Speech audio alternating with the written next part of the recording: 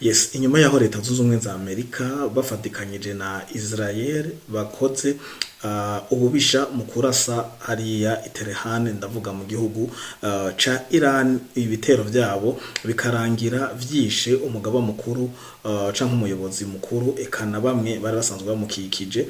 Ni benshi cyane ariko amazina ntituzakuronka kanya ko kuyadondagura hano, ariko nkuko makuru yiriwe nkuko twari bacikoreye mu kiganiro catambutse. Ubu tuje kuvuga Iran yoba yatetse amaboko afatiye imugongo. Iran yoba yagize iki nk'igihugu c'abagabo? Iran rero yakoze umuti. Iran ihejeje gukora n'ibindi bikorwa byinshi bigenda bitandukanye bidakunze ko tubibona muri kino kiganiro n'ubusesanguzi. Turaza kubandanya nkuko turakora ibiganiro bijanye n'imirongo y'urugamba ku mbuga zigenda zitandukanye.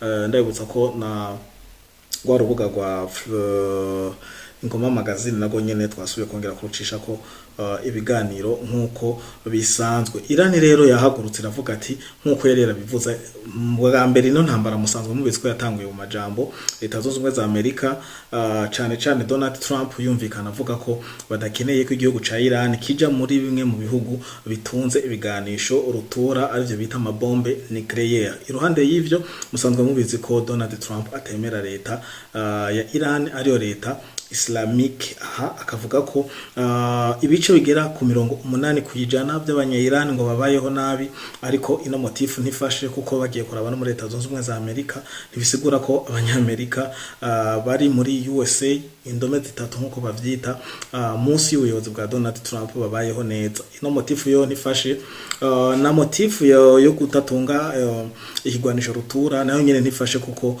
bashaka kubiganisha rutura batabitunga. Leta zunze ubumwe za Amerika ikigita Urusiya, Korea y'Amajyaruguru, Ubushinwa n'ibindi bihugu bisanzwe bitunze les armes nucléaires. Aha rero motife ni imwe, motife nuko bafise ibyo barondera muri Iran. Iran nayo mugasanga muyizi ko yari sanzwe itorohereza Israel nayo kabari nk'umwana wa leta zunze ubumwe za Amerika. Vyifashe gute rero ku mirongo y'urugamba? Iran yakoze iki? Kama amajambo ari menshi ko amakuru karacana cana ko kumbuga ngurukana bumenyi. Iran iyo nayo yakoze iki hariya muri leta zunze ubumwe za Amerika, muri Israel, Dubai, Kuwait, Doha n'ahandi henshi agenda hatandukanye. Reka tuze neza mu idonido inyuma ya kano karuhuko.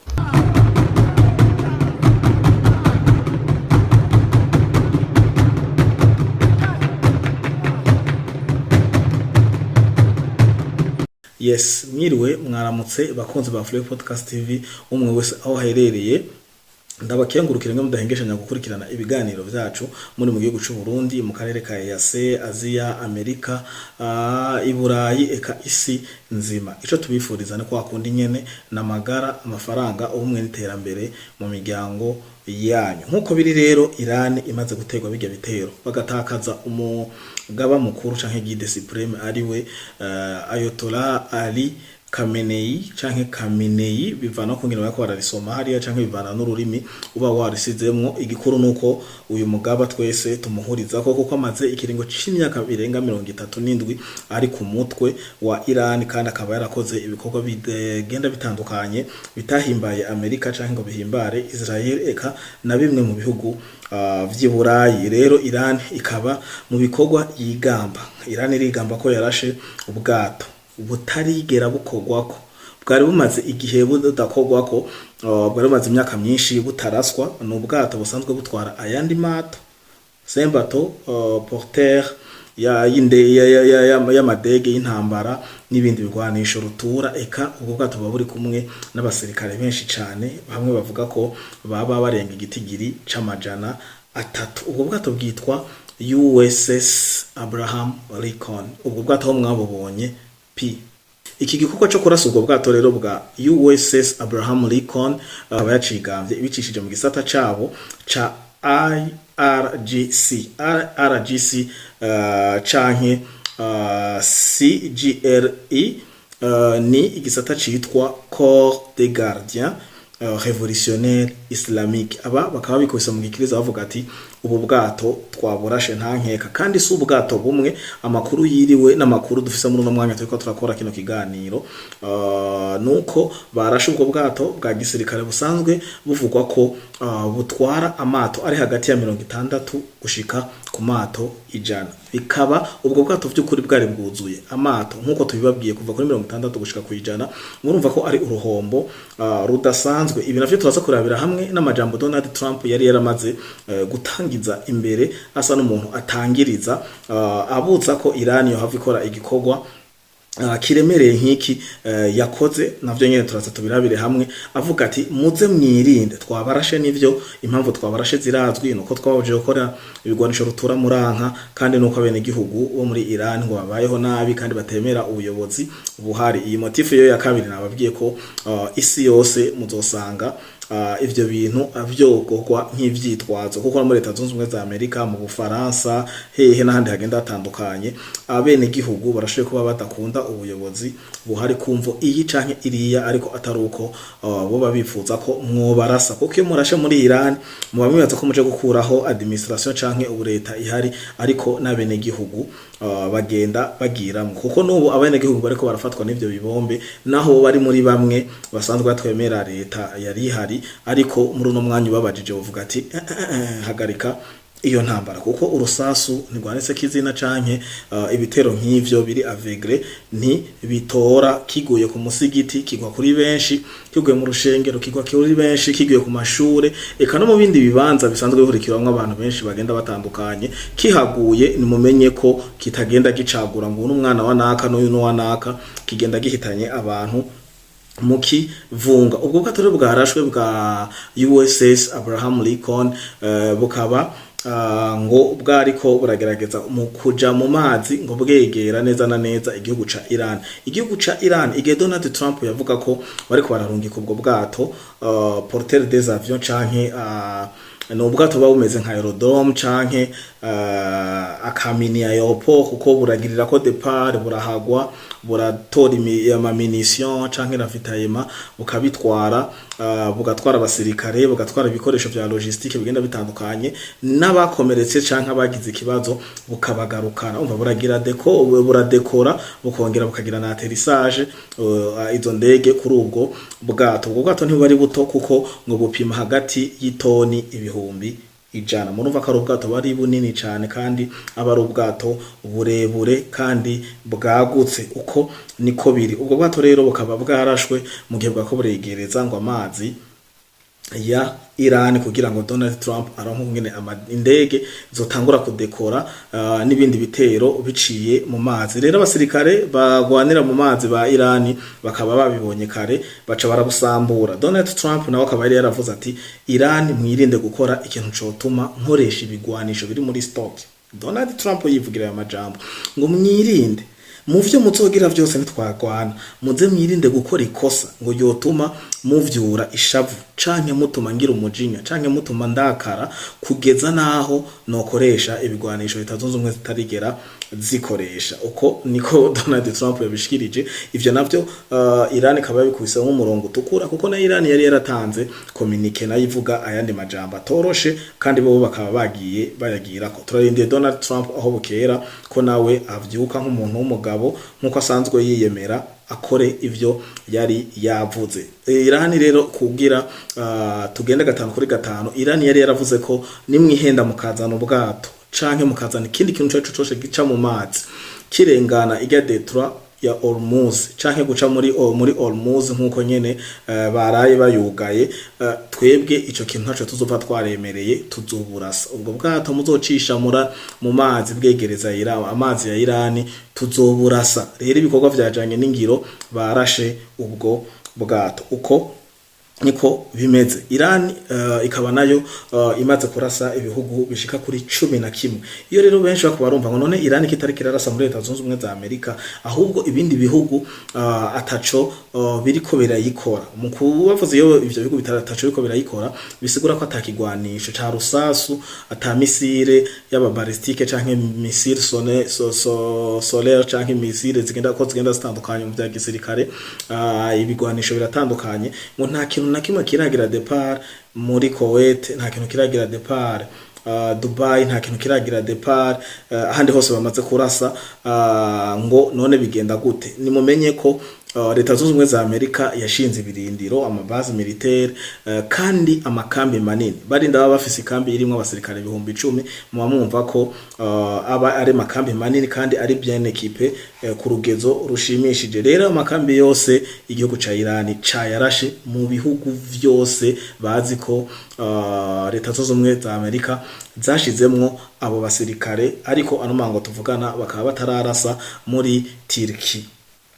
Rero uko niko vyifashe. Iran ikaba yamaze gutangaza iryo tangazo, uko niko biri. Rero Iran na Leta zunze ubumwe za Amerika ku mpande zose bigambye ko barashe muri Israel, kandi bakavuga ko hariya muri Israel hamaze gupfa indongozi z'imbere, naho bataravuga amapete canke amazina yazo neza na neza, ariko baremeza ko indongozi z'imbere mu gitero Iran yagize muri Israel cahitanye indongozi z'imbere mu vya gisirikare bagera kuri 3 bapfiriye ngaho sur place, bapfiriyeho ikibiriraho, ariko ngo abandi bagera kuri 5 bakaba bababaye, bakaba bo bari mu bitaro, ariko hakaba hariho nabandi ngo bahapfiriye sur place. Murumva ko Iran nkuko yemeye ko izogenda irihora uko bukeye uko bwije, Iran iriko irabishira mu ngiro. Iruhande rero yano makuru ya Iran kwihora kubijanye n'urupfu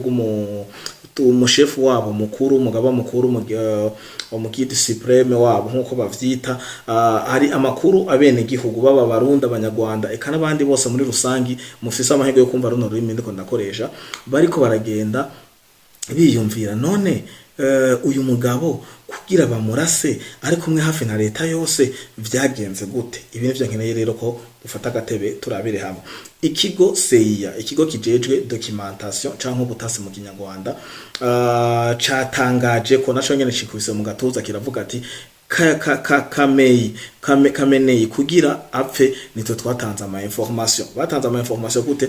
Biravugwa ko bari babayeyo amezi n'amezi kuva Amerika na Israeli bategura gutera Iran. Baratumye aba documentation babo, abatasi canke abasomyi b'urusaku, abaspire, hanyuma birangira bashize ngo mu ngiro umugambi, bazi ko Ali Khamenei ayiyunguruza gute, acahe agera iskare hehe gushika agere muri inzu yarasanzwe abamwo ya leta canke aho yasanzwe akoranira n'abandi bategetsi. Rero bareko bariyumvira ngo vyagenze gute barasire hamwe, ntibari ku kazi ngo mu mabiro nkuko batonda nkuko bamwe yakora bishikiriza canke ngo muhira iwe, no, ahubwo bari ahantu bari bagiye gukoranira kugira kugira bagire inama y'ukungene bagiye kwirinda ibitero vyose bigiye kuzanana muri Leta zunze ubumwe za Amerika eka na Israel nkuko basanzwe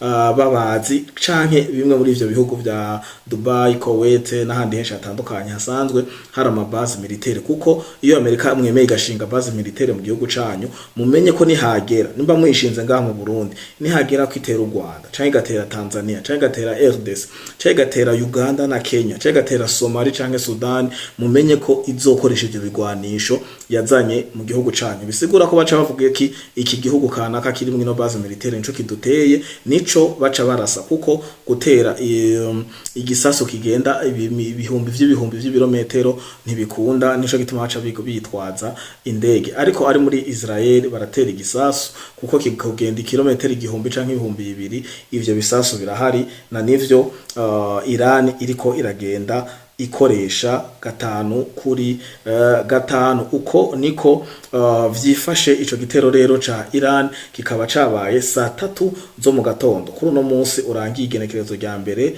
ukwezi kwa 3 no mu mwaka wa 2026.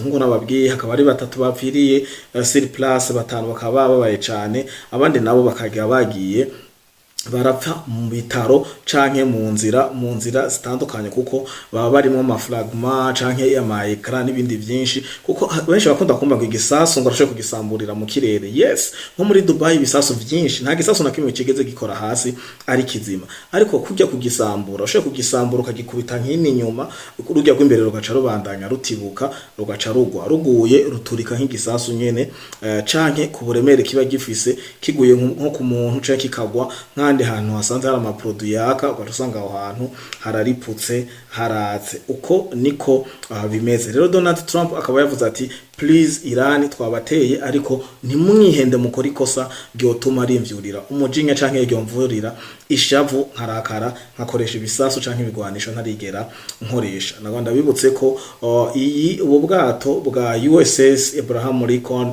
bwari buherukwa gukoreshwa mu ntambara y'2023 cane mu gihe ngo baragereza ngo ibigwanisho rutura byagiye birakora muri Iraq, ariko kuyirasa ko neza na neza ngo heruka kuraswa inyuma y'imyaka myinshi cane mu ntambara ya kabiri y'isi. Rero Donald Trump aremeza neza ko ngo ikosa bakoze ryo kurasa ubwo bwato canke kurasa no kwica indongozi zimwe z'abanyamerika hariya muri Israel ngo bigiye gutuma Donald Trump aduza ishavu kumbure yariraranye buraza guca neza na neza twumve ko hari ivyo yaraye arakora. Kandi avuga ko ariko aradeployinga ariko ararekura ibigwanisho vyinshi ngo yaraheruka kurekura mu ntambara ya Iraq na Amerika mu 2023. Uko niko biri. Tubakengurukire cyane rero hari bato batwandwikiye mu makomantere ngo turakoresha umwanya muto. Ndizera ko hamwe n'ino briefing canke nabuno busesanguzi tubanye neza, ariko ico nizera nuko Iran naho kumbure benshi batariko barabona ko Iran irenganwa. Ndavuga abafana ba leta zunze ubumwe za Amerika, usanga umuntu akunda Amerika gusa kuyikunda atumva y'urugamba ruriko ruraja. Umuntu akunda Israel mu kuyikunda ariko atumva urugamba iyo ruriko ruraja. Ugasanga kenshi ni n'abakristo bamaze kumva iryo jambo rya Israel bacavuga ati basi ihanga ry'Imana, basi hantu hisezerano, basi umuremye canke Yesu Kristo agiye kuza yongera ducira urubanza ko Israel igiye mu ntambara, kuko mu vyanditswe vyerandara ahantu ko azogaruka aje gukombora abanye Israel. Uko niko biri, ariko mugiye kuraba ivyo bariko barapfa imvo n'imvano neza Iran iriko irahohoterwa, kuko ntimushoboye gutunga ibigwanisho rutura mubuza abandi bashoboye kubitunga. Ntimushoboye kuja mu kindi gihugu kiri independent cyateguye amatora ku bwaco kandi gifise ubusugire canke integrité territoriale canke uburenganzira bw'agataka amaboda n'ibindi vyinshi, mugaca mujabuka ngo mugingo kuvugira bene gihugu batanditse ikete basaba ni muze mutuvugire leta hari ntuyikunda ni muze muyidukurire. Ibi vyose namakosa ku ruhande wa Leta Zunze Ubumwe za Amerika na Israel, ariko ivyo basanzwe bapfa si vyubu na kariro kari karavumbitswe bagiye gufukura. Rero gumana na Flay Podcast TV, mwibuke kugira sabone canke subscribe kugira tubandanye tubana mu biganiro vyaba ku ntambara za Iran na Amerika na Israel canke mu ntambara ziko zirabera mu burasirazuba bwa Kongo. Turabane 5 kuri 5 mwarahezagiwe. Ciao ciao.